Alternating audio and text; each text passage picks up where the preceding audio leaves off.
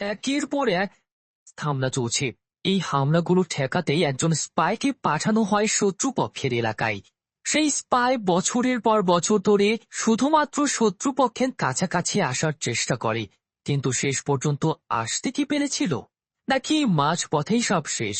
সত্য ঘটনার উপর নির্মিত এই মুভি আপনাকে অনেক ভাবাবে। তাহলে আর কথা না বাড়িয়ে এই মুভির এক্সপ্লেনেশন শুরু করা যাক।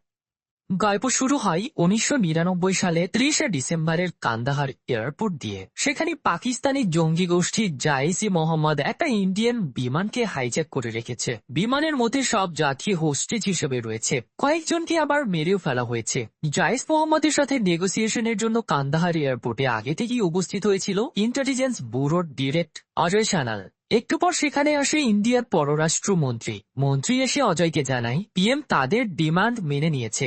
অজয় এর বিরোধিতা করে বিকল্প পন্থা অবলম্বন করে অ্যাটাক করতে চাইলেও মন্ত্রী জানায় কিছুই করার নেই, এখানে পাকিস্তানের আইএসআই জড়িত। তাছাড়া আমাদের অনেকগুলো হোস্টেজ তাদের হাতে জিম্মে। এরপরেই অজয় মন্ত্রীকে নিয়ে বিমানে উঠলে রক্ত দেখে স্মরণ করতে থাকে কি নির্মম ভাবে না তাদের হত্যা করা হয়েছে। তখন জাইসি মোহাম্মদের নেতা মনসুর মিস্ত্রি উপস্থিত হলে অজয় তাকে জানায় পিএম আমাদের ডিমান্ডের ব্যাপারে রাজি হয়েছে। ইন্ডিয়াতে বন্দী আপনাদের শীর্ষ 3 নেতাকে ছেড়ে দেওয়া হচ্ছে, এবার আপনারা আমাদের হোস্টেজদের ছেড়ে দিন। 3 শীর্ষ নেতার মুক্তির সাথে জঙ্গিরা চেয়ে বসে টাকাও। মন্ত্রী জানায় আগামীকাল পেয়ে যাবেন। জঙ্গিরাও তাই জানায় হোস্টেজরা আগামীকালকেই তাদের বাড়ি যেতে পারবে। অজয় এরপর হোস্টেজদের সাথে দেখা করতে যায়। গিয়ে দেখে সবারই চোখ বাঁধা। অজয় সবাইকে চোখের বাঁধন খুলতে বলে, সেই সাথে জানায় আগামীকাল সবাই মুক্তি পেতে চলেছেন, আর কোনো ভয় নেই। অবশেষে মুখে হাসি ফোটে তাদের। তখন অজয় সবাইকে ভারত মাতা কি জয়ের স্লোগান দিতে বললে কেউ সেটা দেয় না, কারণ তখন মনসুর বন্দুক নিয়ে হাজির হয়। তারপর অজয়কে নিয়ে মজা করে। অজয়ও এই জায়গায় ছোট হয়। নেগোসিয়েশন শেষ হলে অজয়কে রয়ের ডিরেক্টর এবং মন্ত্রীর সাথে আবারও বসতে দেখা যায়। সেখানে অজয় বলে আর কতই সব সহ্য করব, তাই আমি একটা প্ল্যান করেছি। রয়ের ডাইরেক্ট তখন আবারও অজয়কে বলে তুমি দেশের ব্যাপারটাই দেখো, আমাকে ইন্টারন্যাশনাল ব্যাপারটা দেখতে দাও। সিএনের পর নিয়ে যাওয়া হয় 2001 সালের 13 ডিসেম্বর। ইন্ডিয়ান পার্লামেন্টের মধ্যে সবকিছুই ঠিকভাবেই চলছিল। একজন লেডি পুলিশ তার সহকর্মীদের জানাচ্ছিলেন তার হাজবেন্ডের অবশেষে পুলিশের চাকরি হয়েছে। তখনই সরকারি একটা গাড়ি নিয়ে কয়েকজন পার্লামেন্টে ঢুকে পড়ে। তারপর সবাইকে এলোপাথারি গুলি করতে শুরু করে। যারা এই হামলা চালায় তারা জাইসি মোহাম্মদেরই ছিল। তাদের একজন সবার প্ল্যান হাইজ্যাকের সাথে জড়িত। সে গুলি খাওয়ার পর আবার নিজের শরীরে থাকা বোম ব্লাস্ট করে পুরো বডিকে ছিন্ন বিচ্ছিন্ন করে ফেলে। গোলাগুলিতে মারা যায় খুশির খবর জানানো সেই লেডি পুলিশও। সেই পুলিশের লাশটি দেখে বেশ ইমোশনাল হয়ে যায় অজয় সানাল। এরপরেই অজয় সানালের সাথে আবার বসে পররাষ্ট্রমন্ত্রী। মন্ত্রী এবার জানায় পার্লামেন্টে অ্যাটাক নিয়ে পিএম অনেক চিন্তার মধ্যে রয়েছে, তাই 2 বছর আগে তোমাদের দেয়া প্ল্যান অনুযায়ী এখন এগোতে হবে। যদিও প্ল্যানের 2টা অপশন নিয়ে এগোনো যাবে না, তবে অপারেশন দুরান্তার ভালো আইডিয়া ছিল। অজয় জানায় তবে এই অপারেশন কিন্তু বেশ সময় সাপেক্ষ। মন্ত্রী বলে সমস্যা নেই, দ্রুত অ্যাক্টিভেট করো। সিন এরপর নিয়ে যাওয়া হয় 2004 সালে। দেখানো হয় এই গল্পের নায়ককে। তার হাতেই দেওয়া হয় অপারেশন দুরন্দার। সে আফগানিস্তানের কোনো একটা এয়ারপোর্ট থেকে হেলিকপ্টারে করে আসে পাকিস্তান বর্ডারে। তারপর পাকিস্তান বর্ডার পার হয়ে আসে করাচির লায়দি শহরে। সেখানে সে শুধু দেখতে পায় রহমান ডাকাত এবং বাবু ডাকাতের পোস্টার। এসব দেখতে দেখতেই চলে আসে আলম জুস সেন্টারে। ঠিকানা দেওয়া হয়েছিল সেখানে আসারই। লোকটি আলম জুস সেন্টারের মালিক আলমের কাছে কাজ চায়, কিন্তু আলম কোনো কাজ দেয় না। তাই লোকটি দোকানের বাইরে অপেক্ষা করতে থাকে। তখনই কয়েকজন গুন্ডাপান্ডা লোকটিকে ধরে ফেলে। তারপর বলাৎকার করা শুরু করলে লোকটিও পাল্টা জবাব দেয়া শুরু করতেই থেমে যায়, কারণ সে লক্ষ্য করে দোকানদার তাকে দেখছে, তাই মায়ের খেতে থাকে। একসময় আবার বলাৎকারের জন্য প্রস্তুতি নিলে পুলিশ আশায় বেঁচে যায়। লোকটি মায়ের খেয়ে সেখানে রাত কাটায়। পরের দিন জুসের দোকানদার আলম খাবারটি জিজ্ঞেস করে নাম কি। লোকটি জানায় তার নাম হামজা আলী মাজারি। বোঝা যায় এইটা আসলে অপারেশন দুরন্দারের জন্য তার ছদ্মনাম। যাই হোক, আলম এসব কিছু শুনে হামজাকে একটা কাজ দেয়, কারণ আলমও একজন স্পাই। এর মধ্যে 1 বছর কেটে যায় আলমের সাথে। হামজা ক্লান্ত মনে করতে থাকে পেছনের স্মৃতি। বোঝা যায় সেই স্মৃতি অবশ্যই সুখের ছিল না। মনে করে অজয় সানালের বলা লাস্ট কথাগুলো। এসব ভেবে মন খারাপ করে থাকলে রহমান ডাকাতের ব্যাপারে জানতে একটা রেস্টুরেন্টে হামজাকে নিয়ে আসে আলম। সেখানে জানায় সবার সাথে মিশতে নেটওয়ার্ক তৈরি করতে আমার 6 বছর লেগেছে। রহমান ডাকাতের গ্যাংয়ে ঢোকা এত সহজ নয়। রহমান ডাকাতের আরেক নাম হচ্ছে রহমান বালুচ, তার প্রতিপক্ষ বাবু ডাকাত। দুজনের নাম এক হওয়াতে অবাক হয় হামজা। আলম জানায় এই বাবু ডাকাতের না জায়েজ সন্তান হচ্ছে রহমান। যেদিন রহমান জানতে পারে সেদিনই রহমানের মা মারা যায়। লোকে বলে রহমানই তার মাকে মেরে ফেলে। রহমান ডাকাত এবং বাবু ডাকাতের মধ্যে দ্বন্দ্ব লেগে আছে। তুমি বালু ছাওয়ায় রহমানের গ্যাংয়ে ঢুকতে পারবে, তাই বাবু ডাকাতের গ্যাং থেকে সাবধান। বাবু ডাকাতের গ্যাংরা সেদিন রাতে তোমার উপর হামলা করেছিল। কয়েকদিন পরেই বাবু ডাকাত দল বল নিয়ে আলমের দোকানে হামলা দেয়। চাঁদা না দেওয়াতে আলমকে দেয় থ্রেট। এইসব হামজা শুধু চেয়ে চেয়ে দেখতে থাকলে বাবু ডাকাত হামজাকে নিয়ে কটু কথা শোনায়। সেই সাথে গুন্ডাগুলো হামজার সাথে মজা নেয়। পরের দিন আলম হামজাকে রহমান এবং বাবু ডাকাতের ব্যাপারে একটা তথ্য দেয়। জানায় বাবু রহমানের সাথে টিকতে পারবে না, না হলে আলোক পাপ্পুর গ্যাংয়ে নাম লিখিয়েছে। সেই সাথে আলম আরো জানায় আজকে এই মহল্লাতেই একটা বিয়ে উৎসব আছে, সেখানে রহমান ডাকাত না আসলেও তার ছোট ছেলে নাইম আসবে। তখন তাদের কাছে আসে রিজওয়ান নামে এক স্পাই। সে হামজাকে জানায় রহমান ডাকাতের ছেলে নাইমের উপর বাবু গ্যাং হামলা করবে। এই ইন্টেল তার কাছে আছে, কারণ সে বাবু গ্যাংয়ের হয়ে কাজ করে। তাই রহমানের গ্যাংয়ে ঢোকার এটাই সুযোগ। নাইমকে তাদের হাত থেকে বাঁচাতে হবে।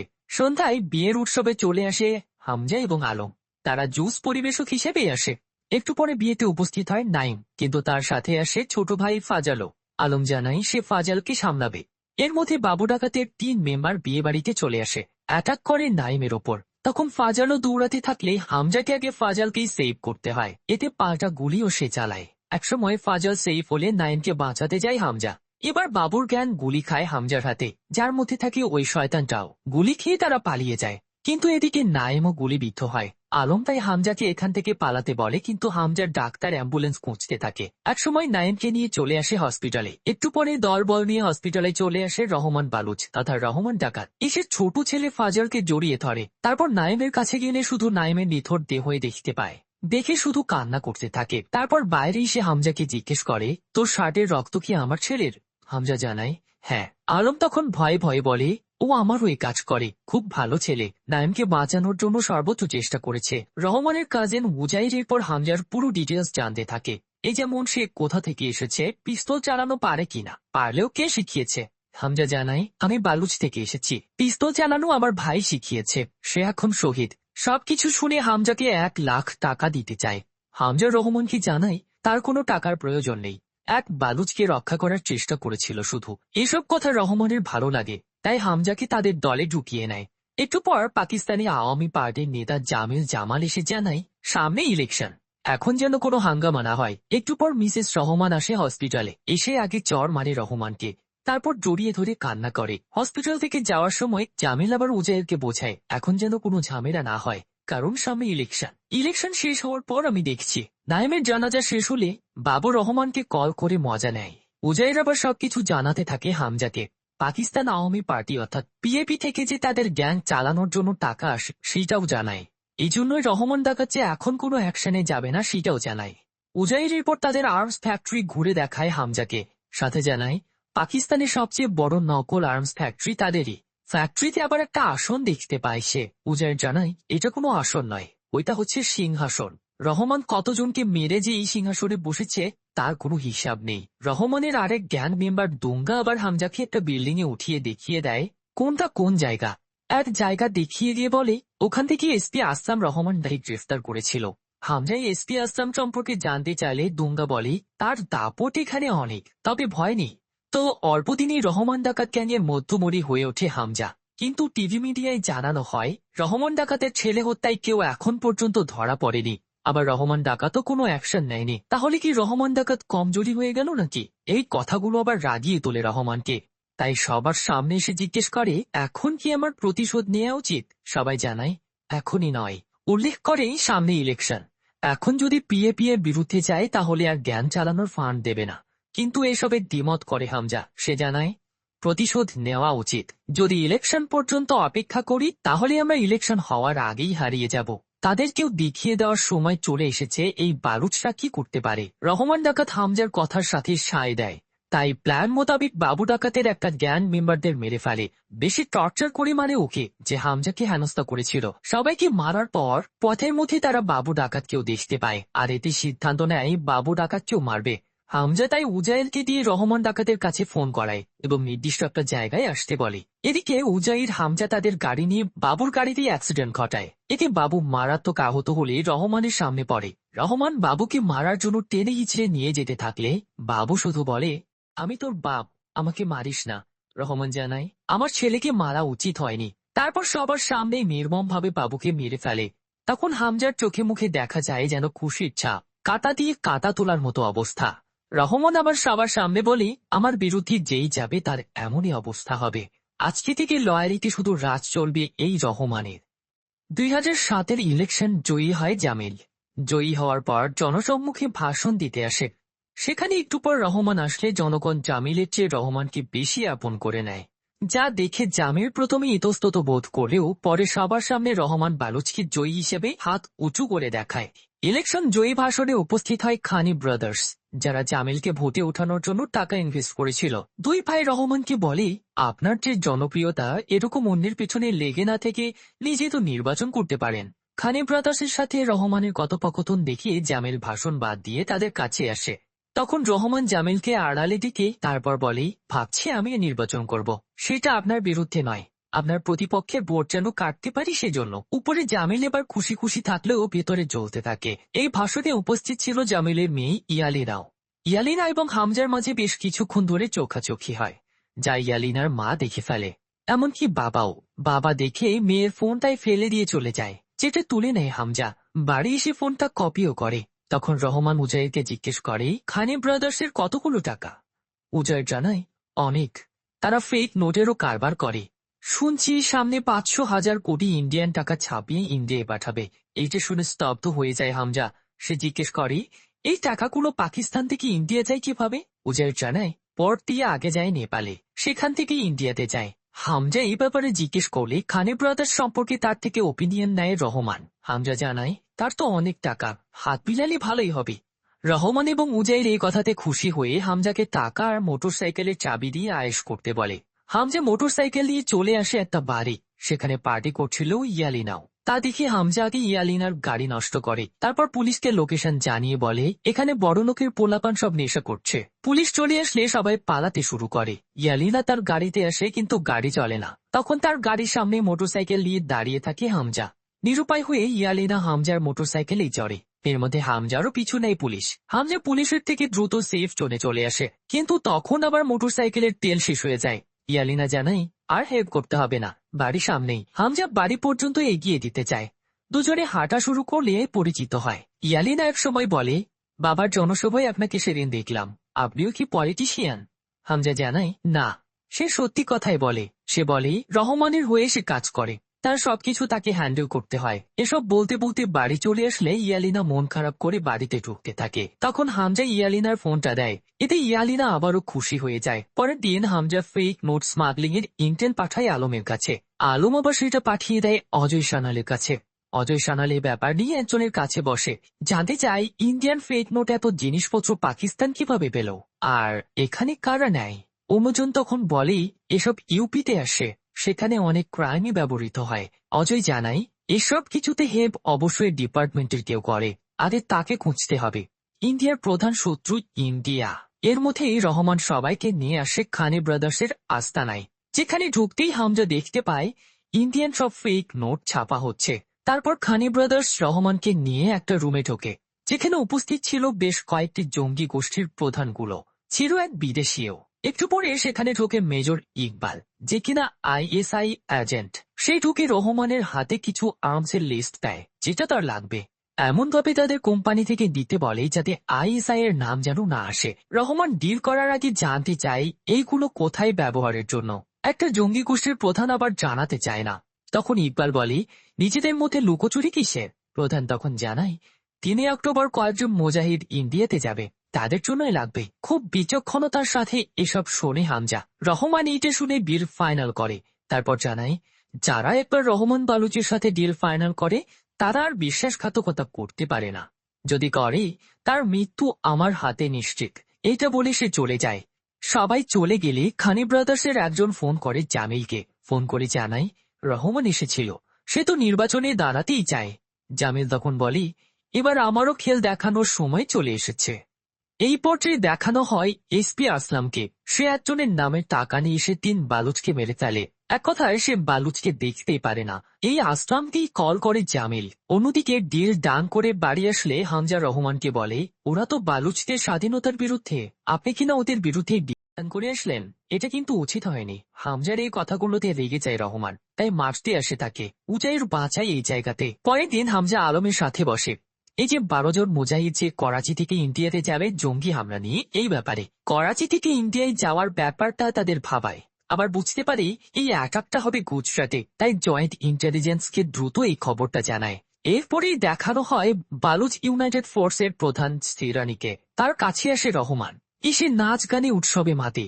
তারপর টাকার বিনিময়ে মেজর ইকবালের আর্মসের লিস্ট ধরিয়ে দেয়, যেটা দিতেও রাজি হয় শিরানি। অন্যদিকে এসপি আসলাম আসে মালিকের বাড়িতে। মালিক আসলামকে জানায় লিয়ারিতে রহমান খুব মাথাচাড়া দিয়ে উঠেছে, তাকে থামাতে হবে। তুমি তো আবার 7 বছর ধরে সাসপেন্ডে আছো, এই সাসপেন্ড জামেলই দিয়েছিল।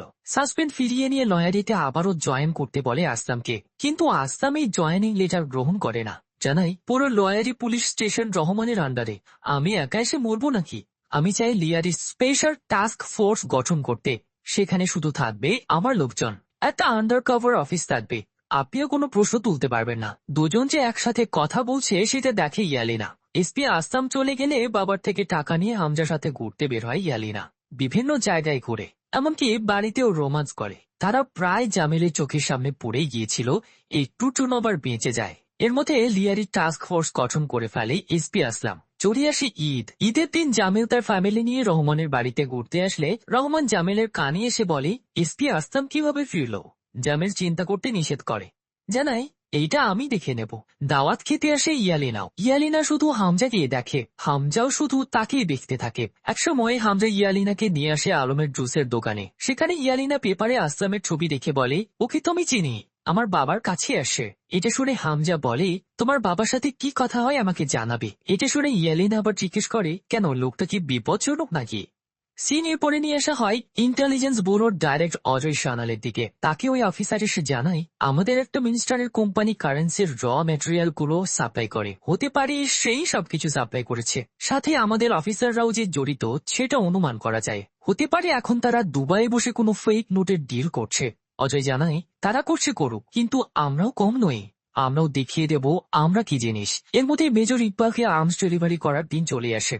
কিন্তু হঠাৎ রহমানের ছেলে অসুস্থ হয়ে পড়লে বাচ্চাকে নিয়ে রহমান ছুটে যায় হসপিটালের দিকে। তাই আর্মসগুলো নিয়ে যাওয়ার দায়িত্ব পড়ে উজাইর এবং হামজার ওপর। তারা আর্মস দিয়ে চলে আসে ব্রাদার্সের অফিসে। সেখানে হামজা দেখতে পায় মুজাহিদরা তাদের প্রধানের নেতৃত্বে নামাজ পড়ছে। আর্মস পেয়ে আবার খুশি হয় মেজর ইকবাল। সে আর্মসগুলো তুলে দেয় মুজাহিদদের। এতে হামজা অবাক হয়। অবাক হয়ে জিজ্ঞেস করে, আজকে কি তার অপারেশনে যাবে? মেজর ইকবাল জানাই, হ্যাঁ। হামজা তখন বলে, এটা না 3 তারিখ হওয়ার কথা ছিল, তাহলে আজকে কেন? মেজর ইকবাল জানায়, আমাদের এই অপারেশনের কথা লিক হয়ে গিয়েছে, আমাদেরই মধ্যে কোনো এক বিশ্বাসঘাতক ইন্ডিয়ান ইন্টেলিজেন্সকে জানিয়ে দিয়েছে, কিন্তু আমরাও তো কম নই।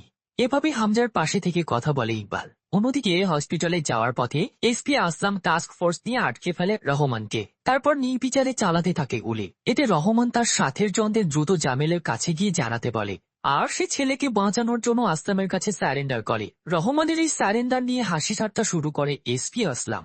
মেজর ইকবাল এর পরেই হামজাকে দেখায় সেই বিশ্বাসঘাতকটা আসলে কে, যে খবরটা লিক করেছিল। এমনকি হামজার সামনে সেই স্পাইকে খুব টর্চার করে মারে। ফেরার পথে দুঙ্গা ফোন করে উজাইরকে, জানায় এসপি আসলাম রহমানকে ধরে নিয়ে গিয়েছে। এইটা শুনে উজাইর ফোন করে জামিলকে, কিন্তু জামিল যেন কোনো পাত্তাই দেয় না। দেবে কিভাবে, আসলে এসব কিছু তো সেই করেছে। হামজা দ্রুত বাড়ি এসে কাজের লোককে জিজ্ঞেস করে, ফাজালের খাবারে কি মিশিয়েছিস, কার হয়ে কাজ করছিস?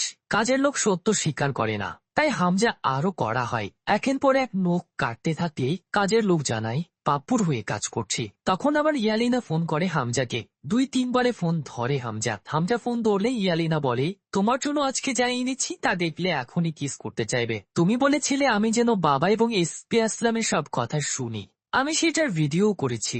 ভিডিওটা হামজাকে সেন্ড করলে হামজা পুরোই চমকে ওঠে। হামজা ভিডিওটা দেখে ইয়ালিনাকে পাঠায় তার বাড়িতে। তারপর হামজা ভিডিওটা পাঠায় ইয়ালিনার বাবা অর্থাৎ জামিলকে। ভিডিওটা হচ্ছে জামিল আসলাম এবং পাপ্পুকে নিয়ে মিটিং এ বসেছিল, সেখানেই তারা প্ল্যান করে রহমানকে মারার। এই ভিডিও দেখে চমকে ওঠে জামিলও। হামজা আবার জামিলকে জানায়, যদি রহমান না ফিরে আসে তাহলে ইয়ালিনাও ফিরে আসবে না, ইয়ালিনা এখন আমার হাতে। অন্যদিকে এসপি গাড়ির মধ্যে রহমানকে খুব মারে। তারপর ইনকাউন্টার করার জন্য নিয়ে আসে নির্জন জায়গায়। সেখানে যেই মারতে যাবে তখনই জামিলের ফোন। জামিল আসলামকে ওই ভিডিওটা পাঠায়, সাথে রহমানকে মারতে নিষেধ করে। কিন্তু আসলাম থামে না। আসলাম যে থামছে না সেটা ফোন করে হামজাকে আনালি হামজার টাস্ক ফোর্সের অফিসের লোকেশন চায়। লোকেশন পেয়ে চলে আসে সেখানে।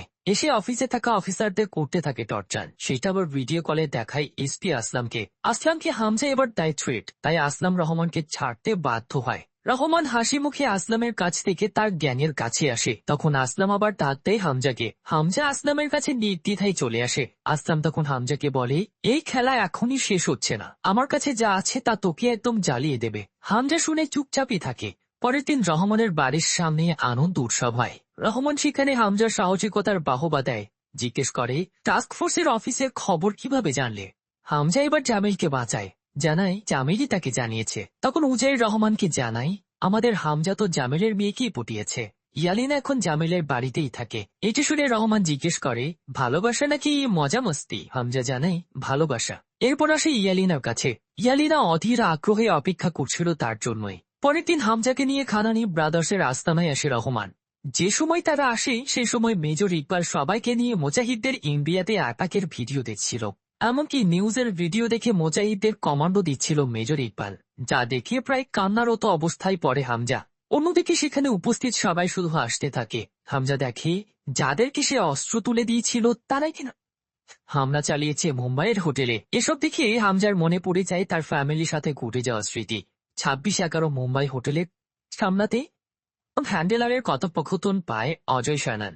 অন্যদিকে হামজা বুক সমান কষ্ট নিয়ে আসে আলমের কাছে। এসে বলে, আমি তো ইন্টেল দিয়েছিলাম, কেন তারা প্রতিরোধ করল না? আলম জানায়, ইন্টেল ছিল 3 অক্টোবরের, এটা 26/11 তারাও জেনে গিয়েছিল খবর লিক হওয়ার ব্যাপারটা। হামজা জানায়, আমি তাদের কাউকে ছাড়বো না, সবাইকে মারবো, আমার চোখের সামনে আর এসব সহ্য করতে পারবো না। আলম ধৈর্য ধরতে বলে, জানাই এসব করে কোনো লাভ হবে না, পুলিশের হাতে ধরা খাবে, বহির্বিশ্বে ইন্ডিয়ান ইন্টেলিজেন্স নিয়ে কথা উঠবে, তাই আমরা নজরদারি করতে এসেছি আর সেটাই করে যেতে হবে। হামজা বলে, তাই বলে এসব কিছু সহ্য করতে হবে? এইটা বলে চলে যায়। সারা দিন শেষে ঘরে আসলে ইয়ালিনা রাত দেখায় হামজার ওপর, এমনকি চরও মারে। হামজা জানাই, আমি করাচিতে রাজ করতে এসেছি, যদি তুমি আমার সাথে থাকতে চাও তাহলে অনেক কিছুই সহ্য করতে হবে, যদি না পারো তাহলে চলে যাও। ইয়ালিনা চলে যেতে চেয়েও ফিরে আসে, কারণ সে হামজাকে অনেক ভালোবাসে। কেটে যায় 2 বছর। 2009 সালের প্রেসিডেন্টের ভাষণে আসে রহমান। সেখানে জানানো হয় রহমান ইলেকশনে দাঁড়াবে। এতে ছোট হয় জামিল, রেগে যায় এসপি আসলামও। ইয়ালিনা আবার নিউজটা পেয়ে খুশি হয়, কারণ তার বাবা আর অপকর্ম করতে পারবে না। হামজা তখন ইয়ালিনাকে বলে তার বাবাকে চায়ের দাওয়াত দিতে। পরের দিন জামিল আসে হামজার বাসায়। হামজা জামিলকে প্রথমেই বলে, যদি মেয়েকে ঠিক মতো দেখে শুনে রাখতেন তাহলে আপনার মেয়ে আজ আমার সাথে থাকতো না। এইটা নিয়ে আবার জামিলও বেশ কিছু কথা শোনায়। হামজা বলে, আপনি এই লিয়ারিতে রাজত্ব করতে গিয়ে সব সময় রহমান কিংবা আসলামের সাথে থেকেছেন, আর এই দুইজন কিনা আপনার চেয়ে বড়, এজন্য এখন নিজের সিটটাই হারিয়েছেন। তাই এবার নির্বাচনে এমন কাউকে ওঠান যাতে কেউ আপনার হয়ে কথা না বলে। এটা আপনার আত্মীয়ের মধ্যে হলেই ভালো হয়, মানে নিজের নামই বোঝায়, যেটা জামিলও ভালো মতো বুঝতে পারে। তাই হামজার সিগারেটে আগুন ধরিয়ে দিয়ে হাতে চুমুও খায়। এরপরে ধুমধাম করে বিয়ে হয় হামজা এবং ইয়ালিনার। বিয়েতে আসে মেজর ইকবাল সহ সবাই। তারা আবার একত্রিত বসেই সেই 26/11 মুম্বাই হামলা নিয়ে মজা করতে থাকে। ইন্ডিয়া যে কোনো প্রতিরোধ করেনি সেটা নিয়েও মজা করে। সাথে মেজর ইকবাল বলে, এবার তাহলে 15ই আগস্ট পাঞ্জাবে অ্যাটাক করা যাক। রহমান জানায়, আমি আর্মস দিতে রাজি। এসব কথা হতে থাকলে হামজা শুধু জ্বলতে থাকে। রহমান উজাইরকে আর্মস ডেলিভারি করার ডেট বলতে বললে উজাইর মাতাল অবস্থায় থাকে। তাই হামজা রহমানের শিডিউল বই চেক করে 9 তারিখ উল্লেখ করে, কারণ এই দিন রহমানের একটা ওয়াটার সাপ্লাই প্রজেক্ট উদ্বোধন করার ডেট আছে। বাসুরাতে হামজা তার স্পেশাল ডায়েরি বের করে, যেখানে লেখে রহমান ডাকাতের নাম, অর্থাৎ রহমান ডাকাতের নাম পুরো ক্লোজ করতে চায়। তাই পরের দিন বালুচের উদ্দেশ্যে রওনা দেয়। দেখা করে বালুচ ফোর্সের প্রধানের সাথে, জানায় রহমান পাঠিয়েছে আগামী 9 তারিখ আর্মস যেন রেডি থাকে। সেখানে হামজা আসলে অনেককে কবর দিতে দেখে, তাই এ ব্যাপারে জানতে চাইলে প্রধান জানায়, আইএসআই স্কুলের পানিতে বিষ দিয়ে বাচ্চাদের মেরেছে। এই কথা শুনে কষ্ট পায় হামজা। চলে আসে 9 রহমান আসে একটা ওয়াটার সাপ্লাই প্রজেক্ট উদ্বোধন করতে। সেখানে বালুচ ফোর্সের প্রধান ফোন করে উজাইরকে, আসতে বলে আর্মস দিতে। উজাইর তার ব্যাপারটা হামজাকে বললে হামজা জানায়, ঠিকই তো আছে, তোমরা তো 9 তারিখ ডেট দিয়েছিলে। উজাইর তাই আর্মস নিতে যায়। যাওয়ার আগে রহমানের সব দায়িত্ব হামজার উপর ছেড়ে দিয়ে যায়। হামজা তাই উদ্বোধন শেষ করে রহমানকে গাড়িতে করে নিয়ে যেতে থাকলে রহমান ক্লান্ত হয়ে ঘুমিয়ে পড়ে। এমনকি রহমানের সাথে থাকা সবাই ঘুমিয়ে পড়ে। আজই আবার একজন মোটরসাইকেল নিয়েছিল। সবাইকে তাক লাগিয়ে হামজা মেইন রাস্তা থেকে বের হয়ে জঙ্গলের রাস্তায় গাড়ি ঢোকায়। এইটাই সে প্ল্যান করেছিল। আরিক এবং এসপি আসলামের সাথে। আসলাম অপেক্ষা করে রাস্তার শেষ মাথার দিকে। এদিকে হঠাৎই জেগে উঠে রহমান দেখে গাড়ি ভিন্ন রাস্তায়। তাই হামজাকে জিজ্ঞেস করে এই রাস্তায় কেন। হামজা জানাই ওই রাস্তায় জ্যাম ছিল তাই এই দিক দিয়ে যাচ্ছি। রহমানের পর জিজ্ঞেস করে মোটরসাইকেল নিয়ে যে ছিল সে কোথায়। হামজা জানায় সেও জ্যামে আটকে রয়েছে। রহমান এবার উজাইরের কথা জিজ্ঞেস করলে হামজা জানায় সে আর্মস নিতে বারুচ গিয়েছে, আজকে ডেলিভারি করার কথা ছিল, আপনারাই ডেট দিয়েছিলেন। এবার খটকা লাগে রহমানের। সন্দেহ লাগে বলি রহমান গাড়ি থামাতে বলে হামজাকে, কিন্তু হামজা আর গাড়ি থামায় না, আরো দ্রুত চালাতে থাকে। তা দেখে রহমান একটা ধারালো অস্ত্র বের করে হামজাকে মারার চেষ্টা করে। আরো 2 গ্যাং মেম্বারও যোগ দেয়। সবার সাথে পেরে না উঠতে পেরে রাস্তায় থাকা ফায়ার হাইড্রেন্টের সাথে অ্যাক্সিডেন্ট ঘটায় সে, এতে একজন মারা যায়। হামজা আহত অবস্থায় সেখান থেকে পালিয়ে যায়, কারণ এসপি আসলাম তখন দরবল নিয়ে রওনা দেয়। এর মধ্যে মোটরসাইকেলওয়ালা খুঁজে বের করে রহমানের গাড়ি। রহমান এবং দুঙ্গা তখনও মারা যায় না। রহমান সেই মোটরসাইকেলের লোককে দেখে হামজার পিছু নিতে বলে, জানায় সে যেন বিচে না থাকে। এর মধ্যে এই এসপি আসলাম চলে আসলে রহমান ভার্সেস আসলাম মুখোমুখি বন্দুক যুদ্ধ শুরু হয়। অন্যদিকে হামজার সাথে সেই গুন্ডারও মারামারি চলে। এদিকে রহমান পেরে উঠতে না পারলে দুঙ্গার কারে ফোর্সকে সামলানোর দায়িত্ব দিয়ে জঙ্গলের ভেতরে চলে যায়। রহমান জঙ্গলের মধ্যে গেলে আসলামও যায় সেখানে। এদিকে দুঙ্গা একাই সবাইকে মারতে থাকলে একসময় নিজে গুলি খেয়ে ঝাঁঝরা হয়ে যায়। অন্যদিকে হামজা এবং রহমানের ওই গুন্ডার মধ্যে বেশ লড়াই শুরু হয়। এই লড়াইয়ে গুন্ডাকে একসময় আরে হামজা। অন্যদিকে রহমান এবং আসলামেরও বন্দুক থেকে শুরু হয় হাত দিয়ে লড়াই। একসময় আসলাম মার খেতে থাকলেই হামজা আসে, তখন শুরু হয় হামজা এবং রহমানের লড়াই। প্রথমে হামজা মার খায়, এরপর যখন হামজার মনে পড়ে আর্মস ডিলের কথা তখন মাথা খারাপ করে একের পর এক মুখে ঘুষিতে নিস্তেজ করে ফেলে রহমানকে। প্ল্যান অনুযায়ী আসলাম এরপর রহমানকে গুলি করে, এমন জায়গায় গুলি করে যেন হাসপাতাল নেওয়া পর্যন্ত বাঁচে। নিজেকে সেফ রাখার জন্য হামজা এরপর রহমানকে কাঁধে করে নিয়ে রাস্তায় আসে। হসপিটালে নিয়ে যাওয়ার জন্য থামানোর চেষ্টা করে গাড়ি, কিন্তু কেউ থামে না। শেষ মেশ একটা অটোরিকশা থামে, সেটাতেই রহমানকে উঠিয়ে হসপিটালে নিয়ে যেতে থাকে। যাওয়ার পথে উজাইরকে ফোন করে রহমানের গুলি লাগার কথা জানালে উজাইর আর্মস না নিয়ে পেছনে ব্যাক করে আসতে থাকে। এর মধ্যে রহমানকে নিয়ে হামজা হসপিটালে আসলে তাড়াহুড়ো করতে থাকে, যেন রহমানকে বাঁচাতেই হবে। ডাক্তারও তাই দ্রুত চিকিৎসা করতে শুরু করে, কিন্তু লাভ হয় না, রহমান মারাই যায়। তা দেখে প্রচুর ভেঙে পড়ার অভিনয় করে হামজা। একটু পর উজাইর আসলে হামজাকে ধরে কান্না শুরু করে, হামজাও কান্না করে। তখন অটোরিকশাওয়ালা মিডিয়ায় জানায় রহমান ভাইকে বাঁচানোর জন্য হামজা ভাই অনেক চেষ্টা করেছে, কিন্তু পারেনি। রহমানের মৃত্যুর ঘটনা দ্রুত মিডিয়ায় ছড়িয়ে গেলে তা দেখে অবাক হয় মেজর ইকবাল, আফসোসও করে, কারণ 15 তারিখের প্ল্যান যে ক্যান্সেল হলো। নিউজ দেখে খুশি হয় আলম, টেনশন এবং অপেক্ষা করতে থাকে ইয়ালিনা। একটু পর আহত অবস্থায় ঘরে ফেরে হামজা। হামজা ঘরে ফিরেই জানায় তার ক্ষুধা পেয়েছে। ইয়ালিনা তাকে তুলে খাইয়ে দেয়। এরপর ইয়ালিনা ঘুমিয়ে গেলে সে ডায়েরিটা নিয়ে বসে হামজা। তখন আমাদের জানানো হয় এই অপারেশন ধুরন্ধর নিয়ে। এইটা শুরু হয়েছিল 2002 সাল থেকে। ইন্টেলিজেন্স ব্যুরোর ডাইরেক্ট অজয় সানালের থ্রোতে জানা যায় এই অপারেশন ধুরন্ধর এমন এক অপারেশন যে অ্যাসিড পুরো গ্যাংয়ের সাথে জড়িত থাকবে, হয়ে উঠবে সেও ক্রিমিনাল। এই ক্রিমিনাল হয়েই গুরুত্বপূর্ণ সব তথ্য লিক করে। এতে যদি মৃত্যু হয় হাসি মুখে তা বরণ করবে। এই অ্যাসিডগুলো হবে মৃত্যু পথযাত্রী তথা ফাঁসির আসামি, যার হারানোর কিছুই নেই। এমন একজন হচ্ছে হামজা, যার আসল নাম জাসকিরাত সিং রাঙ্গি। অপারেশন ধুরন্ধর সম্পর্কে জানানোর পর এবং হামজার আসল পরিচয় উপস্থাপনার পরপরই সিন প্রেজেন্টেতে নেওয়া হয়, অর্থাৎ হামজার ডায়েরি থেকে রহমান ডাকাতের নাম কেটে দেয়। তখন দেখা যায় ডায়েরিতে আরো অনেকের নাম, যাদেরকে শেষ করে এই অপারেশন ধুরন্ধর ক্লোজ করবে হামজা। ক্রেডিট সিনে জাসকিরাত সিং থেকে হামজা হয়ে ওঠার দিনগুলো দেখানো হয়, সেই সাথে উল্লেখ করে দেওয়া হয় আগামী 19 মার্চ 2026 আসছে এই মুভির সিকুয়েল। মুভিটিতে রণবীর সিং যে ডেডিকেশন দেখিয়েছেন তা একদম টপ নচ। বিশেষ করে লুক গেট আপ ছিল দুর্দান্ত, চুলগুলো ছিল একদম রিয়েল, সাথে বাইরের কুকুরের আওয়াজ। তো যাই হোক, অনেক হার্ডওয়ার্ক তিনি করেছেন। স্পাইকে যে কত কিছু ত্যাগ করে বছরের পর বছর ছদ্মনামে মাতৃভূমিকে রক্ষার জন্য কঠোর পরিশ্রম করতে হয় তা এই মুভিতে খুব সুন্দরভাবে দেখানো হয়েছে। আবার এটা কিনা সত্য ঘটনার উপর নির্মিত। যদি রিয়েলি এত আকর্ষণীয় হয় তাহলে রিয়েল কেমন হবে বলুন। এরকম অ্যাসেট হিসেবে যারা দেশের জন্য জীবন বাজি রেখে প্রাণপণ যুদ্ধ করে যাচ্ছে তারাই শ্রেষ্ঠ বীর। যদিও এই মুভিতে মৃত্যু পথযাত্রীকে দিয়েই দেশের জন্য কাজে লাগানো হয়েছে, তারপরও যা করেছে তা তো নিজে থেকেই। আপনাদের মুভিটি কেমন লেগেছে জানাতে পারেন কমেন্ট বক্সে। এতক্ষণ মিসেস মুভি এক্সপ্লেনারের সাথে থাকার জন্য ধন্যবাদ।